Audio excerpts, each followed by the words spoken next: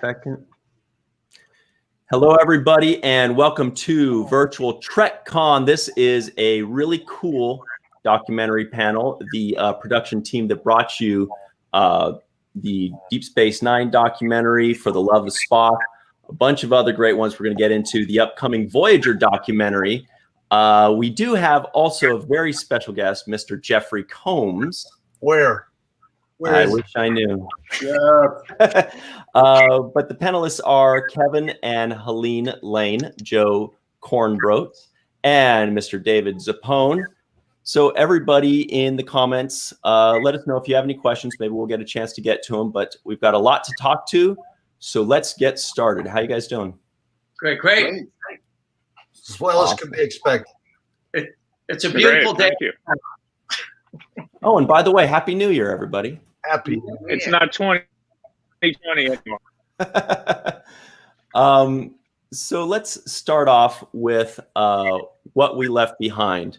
It was huge. It was amazing. Star Trek nerds like myself went ballistic for it. We really loved it. What can you guys tell us about it that you haven't already said before? How was it working with the talent that is Mr. Jeff Combs? Well, very difficult to manage him. The ego was tough at times. It's But no, Jeff, personalities, Dave. Jeff was awesome. Let's be honest. Jeff, as long as I had just the red M&Ms, I was okay. Well, one thing I'll say about everybody involved with Deep Space Nine is we appreciated their patience because it took. All right, Joe, what year did we start? 2012, 13? We started in 2012. David, you and I 2012. 7 years across the desert to the convention. Yep. So 7 years, and Jeff, you hung in there, and you guys, you, Casey, Andy, anybody we asked for help gave it. I don't think we were ever told no. Well, you guys also had to work really sort of burrow down to figure out in its gestation period what kind of format you were going to do. How could you make this unique? And landing on Ira being our MC was inspired because all roads lead to Ira when it comes to Deep Space Nine. So, and I know Ira's told the story before, but yeah, that was an extension of our friendship that we formed working on the Shatner documentaries, because Ira's in The Captain's Close-Up for Avery Brooks, and he's in Get a Life. And we had just done, and Chaos on the Bridge. So we had just done Chaos on the Bridge with Bill Shatner, and Bill had basically said that's enough of Star Trek for me right now. And I didn't blame him, because he really had no connection to Deep Space Nine to continue. So I essentially said to Ira, would you be Bill? Would you fulfill Bill's role as interviewer and take us on this journey? And who better than the showrunner? And it was such a unique experience for us. I think the guys will agree. We had a legitimate writer showrunner. We had a board. We're breaking down scenes. It was an incredible experience, thanks to Ira. Also, if anybody's going to ask people in front of and behind the camera if they would like to be a part of this, who's going to say no to Ira? No one. No. Real quick, guys, this is the elephant in the room that Matt Letek mentions. The mustache looks great. I'm assuming that's you, Jeff. Really? It does? I don't know. Could be Joe. There you go. Also, our good friend Lolita Fat Joe. I didn't want to say anything. I didn't want to upstage Jeff. Lolita's here. I didn't want to upstage Jeff, but Lolita eventually will be here. She'll be in and out. Technical issues. And also, one more thing very quickly while we figured that out, our good friend Melissa Longo says hello to everybody. Oh, hello. How are you? How are you, Melissa? hello, Melissa. Guys, it's her birthday in 2 days, by the way. Everybody at home, it's her birthday in 2 days. Happy birthday, Melissa. Okay. Happy birthday 2 days early. What's interesting about DS9 is that we went out to Las Vegas to do the convention. And that's the first time that we had a chance to sit down with the cast. And so we did that initial shoot with Ira, where we got the cast together. We had to do them in 2 separate sittings because there were so many. But that first get together where everybody's just kind of bouncing back and forth, that's something that we really wanted to do. We wanted to get the spontaneity of each other just sitting around and talking about the series and talking about their perspectives and their insights. And so, after that happened, Dave, we kind of went on a little bit of a hiatus there, right? Because then we got involved with. Well, then I got the famous call from Mr. Leonard Nimoy, who asked me, that was 2014, if I would work with Adam and do For the Love of Spock. So, yeah, that certainly derailed us. And then Ira went to Scotland to work on Outlander. So we sort of, kind of always stayed in touch, always intended to come back to it. But yeah, we had to take a bit of a detour. And then I got a phone call. As I recall, what started us up again was when Ira called and said, "Hey, Dave, I got a great idea. I don't know if you're going to like it. How about if I get the writer's room together and we break a mythical season 8? And I think that's where the film just took on. That was the best idea ever. Yeah. Yeah, it was super fun, being in a room with these guys all afternoon. We had Joe and I were shooting. We had, another camera, and we're just trying to being a fly on the wall with all of these guys, spitting ideas and Ira sort of steering the ship. And it was very, very cool insight. And as Jeff said, who else but Ira could get an entire writers team together again? What was it, 15 years later? And they would all drop everything and say yes. I mean, that's a testament to the loyalty of Ira.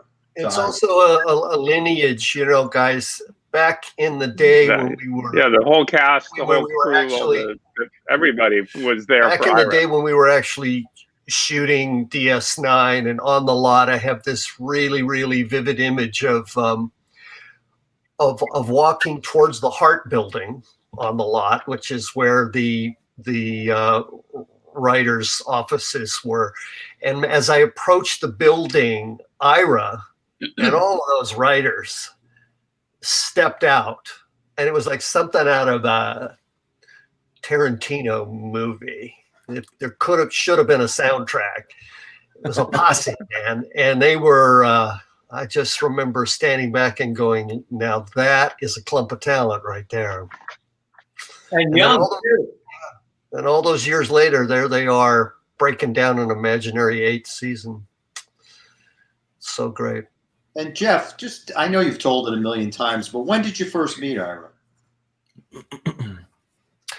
Meet him? Probably on set somewhere. I don't really remember. You're multitasking at that point. Yeah, hi, how are you? But Ira tells the story, and this really sort of irks me, that he knew who I was. I didn't know that, but he knew who I was from Reanimator. Right.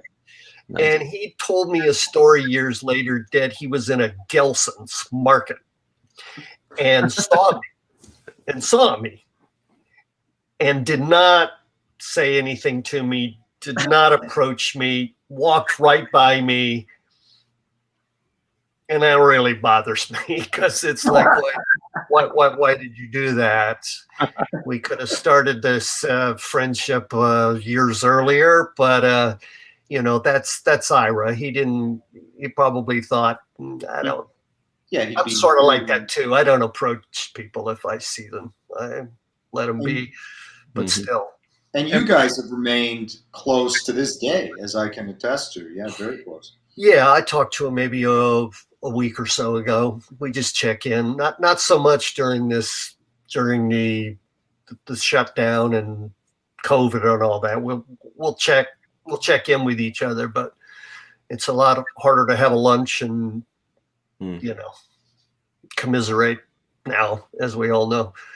But he's a dear friend of mine, and that's one of the things that I treasure most out of Deep Space Nine. Is when I started, I didn't really know Ira. He was my boss, and gradually over the years we became closer and bonded as friends way beyond the set. So I hold that dear. Very quickly, Joe, some people want to make sure you don't feel left out about your beard. It's very fine. They say that's our good friend Bill Erickson out in the Blue Montana skies. Now, you guys have been, 455 Films has been making Star Trek documentaries for 10 years, or documentaries as a whole. And I don't know if people know the extent to which you've been making these documentaries. It's an extremely long list, and it's really impressive. And I didn't know about it until a couple months ago. Can you guys go over this extensive list very quickly? Yeah, well, this is a unique opportunity for Kevin and I have been together since the beginning, since the first documentary was Gonzo Ballet, which was not Star Trek, but did touch upon Star Trek, and that was with Bill Shatner. So, Kev, you want to kind of tell our story? Yeah, I mean, David and I met, David, Helene and I met actually through a mutual friend of ours down in Florida. And the famous story is that David bought the ticket at Bill's, one of Bill's charity events. And then that's how he came to know Bill. And Bill had a property that he had been wrestling with called Gonzo Ballet. And he wasn't really happy. He had been through several cuts, and he really didn't know what to do with it. And David said, well, I think we can do something with it. And so he and I met through a mutual friend, and there was a production company, David, called the Independent Production Company. Yeah. And so that property came to us, and Helene and I started working on it in our office, and we got a couple of cuts out, and then we started discussing it with David and his team at the time, and then this mutual friend got Bill to do an interview for the film because he had done an interview. It wasn't great. And so we did another interview, and that's really the first time David and I in Los Angeles kind of met on the day, well, I guess the night before the shoot, Dave. Yeah, it was. And so what's the theater again? It's Gary Marshall's theater in Toluca Lake, the Falcon Theater. Across Bob's. Bob's Big Boy. Yeah. It was great. And Kev, I just knew right away, Kev, meeting you were perfect to interview Bill because of your nature and the way you can elicit things out of people that they wouldn't otherwise say. And what ended up happening is he gave just a tremendous, vulnerable, honest interview, right? Yes, he really, really did. It was during the writer's strike too, Dave, and he had just had hip replacement surgery. Yeah, he's on a cane. Yeah, a very unique situation. But the bottom line is that property ended up becoming something that David entered in some festivals. We got some play. It got a nice variety write-up. Went to Nashville Film Festival, and that Marbella, Spain. Yeah, we traveled with the film, San Diego, and so basically, then out of that. Bill and I were sitting around kicking around ideas. He really enjoyed the collaboration. And we said, why don't we interview the captains of Star Trek? Let's see if there's a common thread. And who else but Bill could make that phone call to get all the captains. And so we ended up, Kevin and I, doing the captains.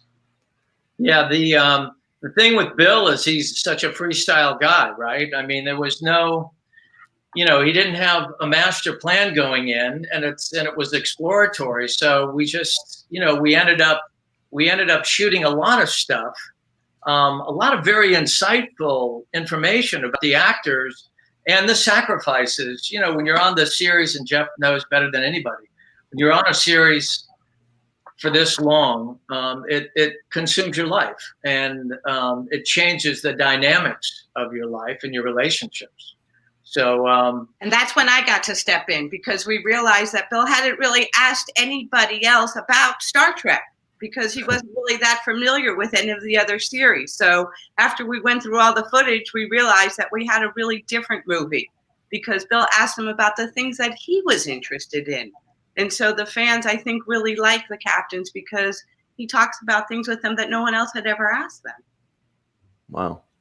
Yeah, and Kate and Avery, I mean, you know, those were fascinating for us, because we got a chance to, you know, get a sense of these people, you know, behind the characters. We hadn't had a chance of being this close, and Kate was fantastic. We became big Kate fans after that, and Avery too.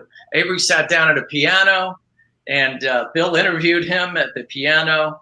So there was a lot of rich stuff there, but it took a while to sort of form that and what that movie should end up being. And the scary part is we had literally 6 months from the time that we got from the time that we started editing to the air date. Hmm. And I'll say on a personal note, one thing that came out of it for me is this friendship that I have to this day with Avery Brooks. Wow. Yeah, just really. If you talk to him, please give him my best. I will, Jeff. Yeah, he's become a mentor to me, and it's really amazing, because I was a fan of Deep Space Nine from the jump, and to get a call from Captain Sisko is still exciting. It always will be. Jeff, I will give him your best. That was the Jazz Hands reference, guys. Because Avery Brooks. Avery Brooks. Then our next film we made was Get a Life, right? Yeah, and then we went on to Get a Life, which was really digging into fandom and how Star Trek has influenced so many people. Inspired them to go on and become professionals in different walks of life. And Jeff, that's where I met you, because I remember Bill and I came to see a performance of you doing Poe. Oh, wow. Was that in Vegas? No, I think it was. Did you ever do it in New Jersey? Parsippany, maybe? No. I remember. So then it had to be Vegas. Yeah. I remember him. I don't know if he saw the show. I really don't, but I do remember him kind of showing up in my preset kind of. We came my in tech. I remember him, and that's sort of a worlds colliding. I'm sure he was probably like, "What exactly are you doing, Poe, at a Star Trek convention?" And there really is no connection other than creation asked me to do it, but it was sort of a non sequitur. Yeah, but then it's something that you just did on the cruise, by the way. It is. Yeah. It is. It seems like 9 years ago. Joe jumped in on Get a Life for the captain's close. So when I met you, a quick moment, I just want to give a shout out to Kieran McGreevy, who I see is on the comments. And Happy Kieran birthday, has worked with Alita and has helped us for so many of our projects. Happy belated birthday. I just want to give Kieran a great shout out. Yeah, Kieran's been very helpful. His birthday was last week. So to get to what Kevin was saying is, you guys had been in production. You were in post-production on Get a Life when I met you, but I came in to put together Still Kicking, the conversation between Shatner and Christopher Plummer. And from that, I ended up helping Kevin, and I restructured some of Get a Life. I did some editorial. Drew Umland did most of the editorial on that. But And at the end, Kevin and I did that, and then I helped shepherd that through post. And Drew did the animation open, which was sorry, say that again, Kev. And then Joe, your trial by fire, I would say, was the captain's close-ups. That's what we really and Kevin. Yeah, and that was I was working on that while you guys started shooting Chaos. I was what you did that day at JPL with Ira and Maury, and there were 4 interviews that day there. Who else was there? Oh, it was I remember Maury and Ira. Oh, Richard Arnold, and there was somebody else that you interviewed Tracy at JPL. I forget. No, Tracy was at Audio Head. But anyways, so you said, here, take a stab at it. My first episode of The Captains was the Avery Brooks. And I remember just watching that interview of his and just trying to wrap my head around it. And yeah, it was a challenge. I mean, he had a lot to say, but he says it in an Avery way. And trying to, as an editor, you're always looking for the way to get the point across quickly. And it was a challenge to quickly do that with the way Avery phrases things. But I think we ultimately, with Dave's help and Kevin and Helene's input, we got there. And yeah, I'm very happy with that episode. Avery. I love all the captain's close-ups. Yeah. Well, Bill's episode was the hardest for us because what happened, right, is that after we did the captains, there was so much footage that Bill said, let's just do a half hour on everybody, not taking into account that we hadn't actually done an interview with him. So we had interview footage for everybody else, but all we really had was Kate turning the tables on Bill. So that was the beginning of the structure for his half hour. But after that, we really dug into everything that we had on Bill up to then. So his half hour isn't like anybody else's. It's really our little love letter to Bill. Yeah, what's cool about Bill's half hour is there's a very vulnerable moment. He was doing the one-man show, Dave, in New York. He hadn't been back to Broadway in 20 or 30 years, and he was really ill. And opening night. And Liz was filming him, I guess, on the phone in the back seat of the driver, the limo on the way, and he did not look good. And he, and the show must go on. And the show must go on, and he did a great job. So, but that was pretty insightful. Bill is like not to be denied. We had such a good time with Bill. He's such a force of nature. And on all the shoots with him, you just hitch your wagon up and hold on, and try and keep up. Yeah, I mean, really, really, really a force. Even at this age, hasn't slowed down much. A lot. He's turning 90 this year, by the way. Unbelievable! Wow. Can I just say something here? I just want to say I'm looking at all of the comments that people are leaving over here. I found the comments button, and it's just lovely. Yeah. I was just gonna ask you, Jeff, if you've been seeing these comments, because you're getting about 1,000 of these. It may look like I'm not paying attention, but I'm paying attention to the fans. They're so great. One of the questions, and we can only spend a few seconds on this because we've got about 15 minutes left. But Jeff, one of the questions that maybe you'd like to address, somebody asked if you're growing the mustache for any kind of role or if it's just for fun. Yes, because I'm here to tell you, if I grew a mustache for the whim of it, my wife would not be happy. Nor would I. I don't really like to sport a mustache unless it's for a role. So yes, it's something coming up, and can't really talk about it. Okay, but hey, it's work, so this is good. But yes, it's for a purpose. Is Lolita on? No, but I was technical issues with her, so she can't quite. I was hoping one of you. Well, two things very quickly. Number one, David, for everybody that wants to see all of these awesome documentaries directed by William Shatner, is there a way that they could watch them all?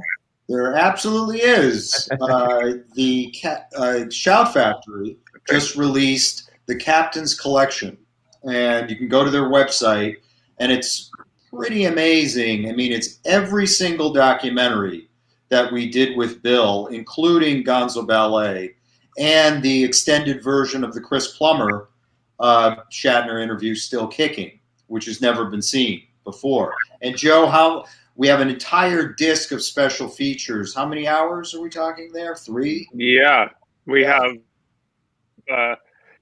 I think 2.5 hours of new special features, mostly extended interviews from Chaos on the Bridge and from the captains, and yeah, so we have all that plus the original special features that run for an extended interview with Mr. Irish Get a Life.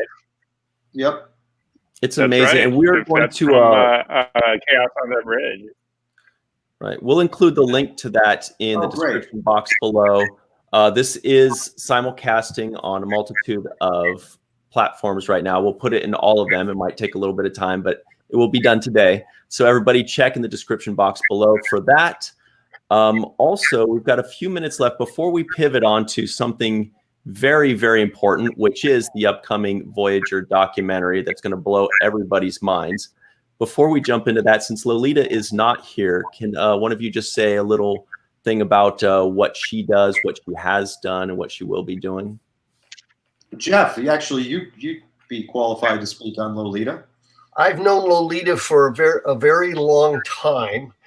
You know, she started out working in production and transitioned when conventions started to become practically back in the day every weekend to represent actors. And for many, many years, Lolita has represented a coterie of us, just a whole group of actors, and not an easy task, like herding cats, cats with egos. And so she does a masterful job at it, and we love her and we miss her. We usually see her a little more than this, but and she's been a big help with our films. Right. And the fans love her as well, I know. So I'm frustrated that she's not here with us. We all are. Chaos. Well, yeah. One last thing about Chaos. Mm-hmm. The thing about Chaos that really gave it a signature was that we wound up going to Romania to have the animation done, which was which was a really unique sort of style and look that we kind of hadn't anticipated at first, but when we saw it, we fell in love with it. So yeah, man, very cool. I shot a movie in Romania once. Yeah, And Jeff, wasn't Lolita instrumental in the Rat Pack, the creation of the Star Trek Rat Pack? Yeah, my memory is not always the greatest. I do recall it was Lolita that came to me and said, listen, Creation would like for guests to not just sign and take photos and do Q&As, but maybe something a little more unique and special. You think that like you would like to join up with Max and Casey, I believe, were sort of cornerstones, and form kind of a Star Trek Rat Pack. I'm like, well, what? Okay, I'm not that musical, but I'll fake it, I guess. And then a whole other wing of Star Trek blossomed out of that. We just have a gas doing that. It's just so. Yeah, she was at the forefront of that vision. And it's become a mainstay of all the conventions. I think you guys have been in every one I've been at. You've done so good. It's a joy for us all to get back together every time. You know, I miss it. I miss it a lot. It's something's missing in my life without us doing that. But well, the last time we saw you was on the Star Trek cruise, and you guys were performing on that. We did 2 performances on the Star Trek cruise, yeah, as last time we did it. And and it went really well. We had a wonderful time doing that. And the fun thing about the Rat Pack is we're constantly cycling in new stuff and shelving things, but pulling them off the shelf whenever it's appropriate. So we got a thick book there. Nice. Thanks to Max for the libretto. Yeah. Now, guys, let's talk about Ryan, 1 sec, just a shameless plug. Sure. If you want to see the Rat Pack on film, Yes. get What We Left Behind on Blu-ray. Yes. You guys close out. Nice. So I do want to talk about the cruise a bit more, but yeah, that's part of what I want to say beforehand. Everybody, if you have not seen the Star Trek or Deep Space Nine Rat Pack, you owe it to yourself. However you can do it, get this Blu-ray, go to conventions. Jeff, when you guys are not doing it, there's something missing in our lives too. It's the most glorious thing. I look forward to it in every convention. It's the highlight. And the thing that we love about it is, it's a bit of a frustration for me. Is like, how come we're not Saturday night? Okay, how come no, it's better to close. It's better to close. It's beautiful. But we've always closed, and it's a great way to bring it all together and say goodbye until next time. Bringing it home. Bringing it home. Speaking of which, just a few minutes left. Let us talk about the upcoming Voyager documentary. First and foremost, we've got a question here that we may not be able to fully address. Please ask about crowdfunding opportunities for the Voyager documentary. So I want to participate. Now, everybody, I don't think we'll cover that right here and now, but I will say that if you look at this video just below in the description box, it'll say next VTC video. In 10 minutes, a video will premiere. It will be Garrett Wong making a huge announcement about the Voyager documentary. So once this video is over, just click the link just below it. It'll take you right to it. And all your questions will be answered, or like one or two.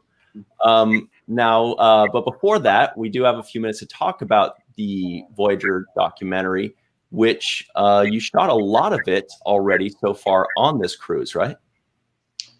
Yeah, well, we were fortunate enough, thanks to Lolita and to CBS and to the cruise, the company itself, that we were allowed unprecedented access. I mean, we shot, guys, were we like 16-hour days? I'm not exaggerating. Using every you guys shot a lot of the Rat Pack, didn't you? I seen your cameras over there and around there in the periphery. Yeah, we did. Yeah, we had 3 cameras, which was great. And Jeff, you can speak to the quality, the sound quality and the lighting of that room on the ship was excellent. Listen, when you go to these cruises, you think, oh my God, we're in a boat, we're in the middle of these are state-of-the-art theater complexes on these boats with crews that are like, yeah, we have that. Yeah, we can do that. Yeah, we could, no, this is better. Yeah. How about these mics? How about this light? How about it is, you want a baby grand, roll that thing out. It is spectacular. So we were in really great tech hands for sure. Yeah, the production value, we were blown away. It's the best looking footage we've gotten thus far. And then to have the ability to go off the ship was incredible. Joe, were you going to say something? The promoters, they did such a fabulous job technically. Yeah. That's the thing. They're used to doing Broadway quality shows. I mean, these cruises, it's a cornerstone of a cruise, is this terrific entertainment. So they really gave us everything we needed. I don't think they said no to us. Wow. I think it's a combination of not only what's on the ship, but also the company that leased the ship for the Star Trek cruise has its own production company that kind of blends with these people, and they have their own sort of approach to it. And the two of them together was we were just in a basket of support. It was amazing. Very cool to have thousands of Star Trek fans on a cruise that's leaving port and going to multiple ports. We got a lot of insightful fandom interviews, but it was really an exploratory when we first started out, right, Dave? Because we didn't shoot that much. I mean, we shot some. We didn't know what we were going to get, but then we were there for 8 days, yeah. And then was that well, Lolita? if you guys had stopped drinking, you might have gotten more. But that's another story. Lolita? Lolita we were literally is here. doing 16-hour days, Jeff. That's the longest hours I've ever worked. That consistently. I mean, that was intense. Yeah, so that Lolita can watch the end of this a little later. That was some of the I was just going to say, everybody in the comments section, leave a ton of comments with a lot of love for Lolita. We can hear you. Your picture is frozen, but we heard you when you said, "Can you hear me?" All right.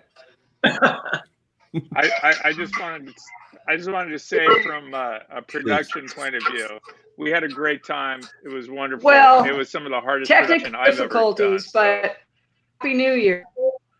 Happy New Year. I just hope that you guys maybe will get around to interviewing me for the Voyager documentary. I know at one point you were going to, and then you canceled the date. That's okay. That's fine. I wasn't. Jeff, you were in Voyager?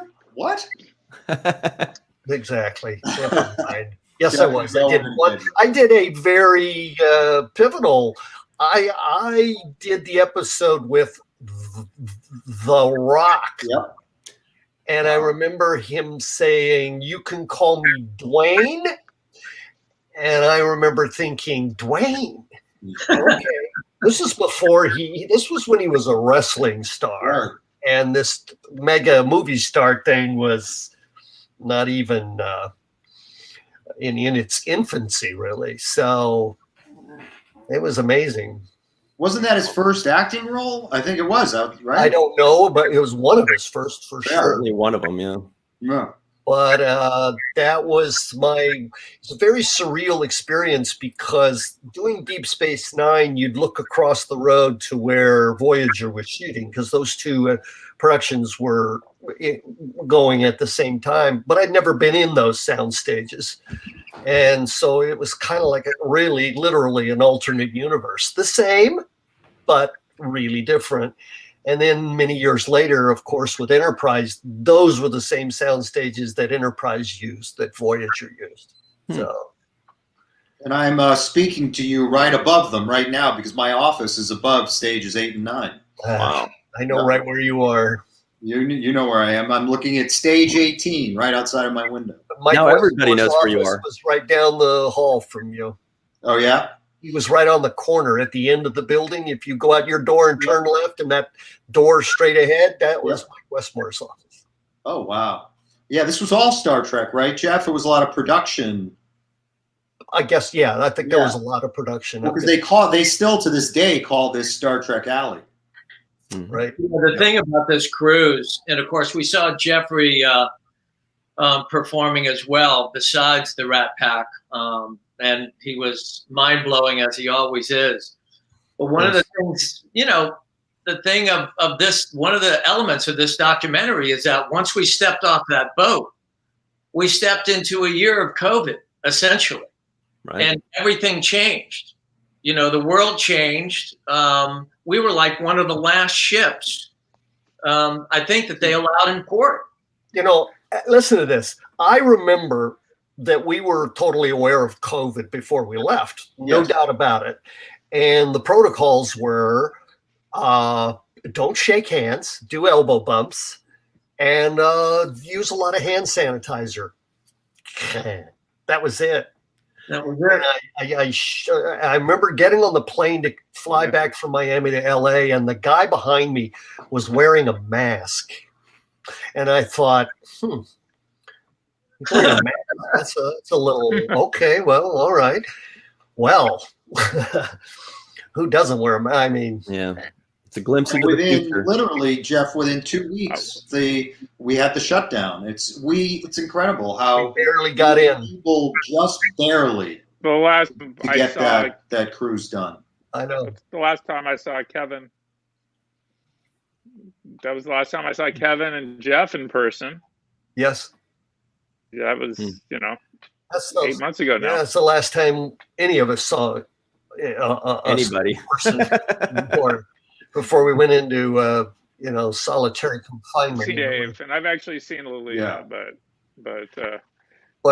it's very, there's a small group of people to fly for sure. Now, guys, we do have to run here. We've got a giant announcement your team does via Mr. Garrett Wong, who played Ensign Harry Kim on Voyager for 7 years. But before we go, David, do you want to just give 30 seconds worth about what people can expect on the Voyager documentary, or to really hype them up for it? Yeah, sure. I mean, what happened to us is with COVID, I mean, we were planning on going to Germany, to Vegas, to London, and obviously that all stopped. Our hope is that surely these are going, now with the vaccines rolling out, this will be the year where Voyager can finally get its moment in the sun, because the only time they were together for the 25th anniversary was the cruise. But we found we've been doing some Zoom interviews. We've actually done a few in-person interviews since the cruise. So our plan is to just move forward and to get it. COVID be damned. We're going to make this film. Well, I think we're all excited. The Deep Space Nine documentary was eye-opening how amazing it was from a fan's point of view. It just blew me away, and others, and everybody was so proud of it and happy about it.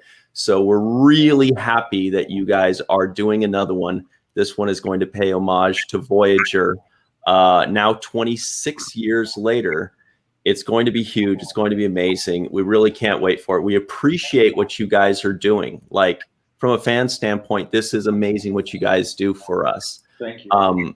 So we are going to end this. Everybody, please click the link just below this video. It'll say next VTC video here. It's going to be Garrett Wong's big announcement. You do not want to miss it.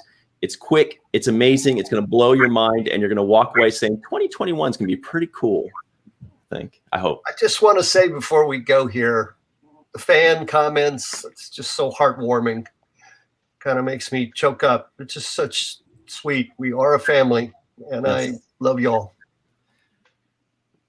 Absolutely. Great. Thanks very much, Kevin, Helene, Joe, Jeff, David, and Lolita. And the Vorta. And the Vorta. We'll see y'all very soon. Thanks very much. Happy 2021. Thank you, Jeff. Thank you, Ryan. Thanks, Jeff. Ryan. Thanks a lot.